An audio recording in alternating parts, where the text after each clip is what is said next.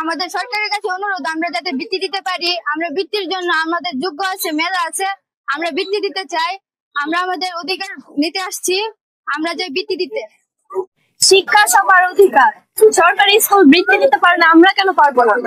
এই জন্য আমরা এখানে এসেছি আন্দোলন করতে, আমাদের দাবি যেন মেনে নাও। আমরা বৃত্তি পরীক্ষা দেব, আমরা বৃত্তি পরীক্ষা, আমরা বেসরকারি স্কুলে আমাদের কি দোষ হয়েছে? আমরা বৃত্তি পরীক্ষা দেব, আমাদের সাথে কেন বৈষম্য করা হচ্ছে? আমরা বৃত্তি পরীক্ষা দিতে চাই, আমরা সেই আন্দোলন করবো আজ। আমাদের প্রাথমিক বৃত্তির ন্যায্য অধিকার চাই।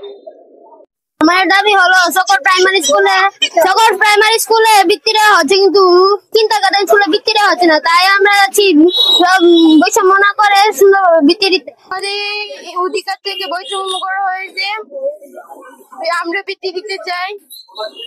আজকে আমরা এখানে আসছি আমাদের বাচ্চাদের অধিকারের জন্য। যেহেতু আমাদের বাচ্চারাও কষ্ট করে লেখাপড়া করছে, তাদেরও অধিকার আছে পরীক্ষায় বসার জন্য। তারা তো বাকিদের থেকে কম লেখাপড়া করে না, তাদের বন্ধুরা যেহেতু পরীক্ষা দিবে তারাও দিতে পারবে, তাদেরও এই অধিকার আছে। আমরা চাই আমাদের বাচ্চারাও সমান অধিকার পাক, আমরা কোনো বৈষম্য চাই না। বর্তমানে সরকার একটা নতুন উদ্যোগ হয়েছে যে শুধু সরকারি স্কুলের বাচ্চারাই পরীক্ষার মধ্যে অংশগ্রহণ করতে পারবে, কিন্তু আমাদের বেসরকারি শিক্ষা প্রতিষ্ঠান সহ আরো দেশে আরো বিভিন্ন স্কুল আছে যেখানে সরকারির আওতায় নাই।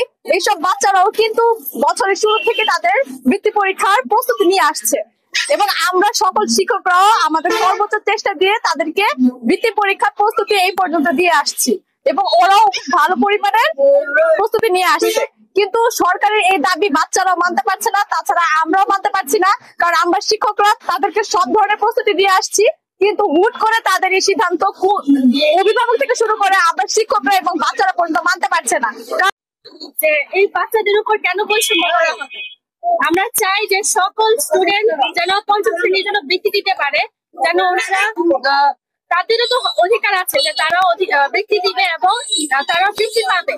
তো সরকারের কাছে আবেদন থাকবে যে এই বাচ্চাদেরও যেন সুযোগ দেওয়া হয় এবং তারাও প্রাপ্য।